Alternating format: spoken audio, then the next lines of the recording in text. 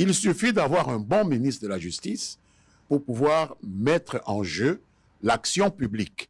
Une des actions que le président Tshisekedi a faites et dont je lui sais gré, c'est d'avoir mis à la tête du ministère de la Justice un jeune que je connais, un jeune député, il est député comme moi, M. Moutamba, qui prend son rôle au sérieux.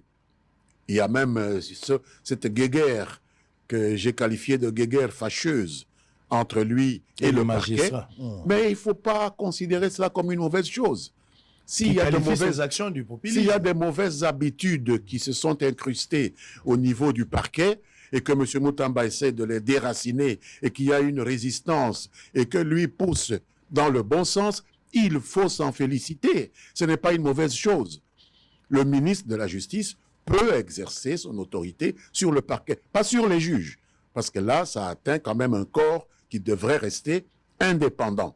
Et les juges devraient comprendre cela.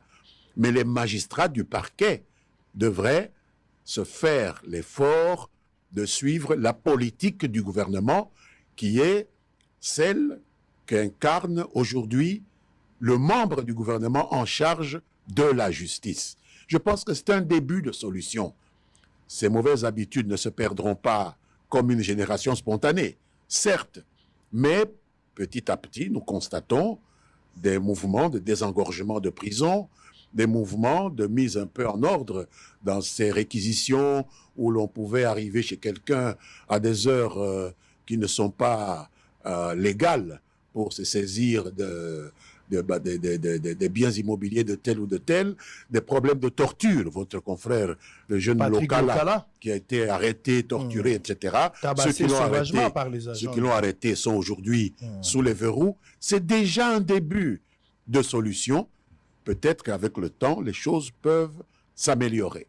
Maintenant que la guerre est ouverte aujourd'hui entre les magistrats de parquet et le ministre Moutamba, quelle sera la suite? Il faut que cette guerre puisse se terminer au profit du respect des lois de la République. Le parquet n'a pas à faire la guerre contre un ministre qui a un pouvoir d'injonction sur lui. Le parquet doit accepter humblement de recevoir des injonctions. Ceux qui sont vraiment indépendants, ce sont les juges.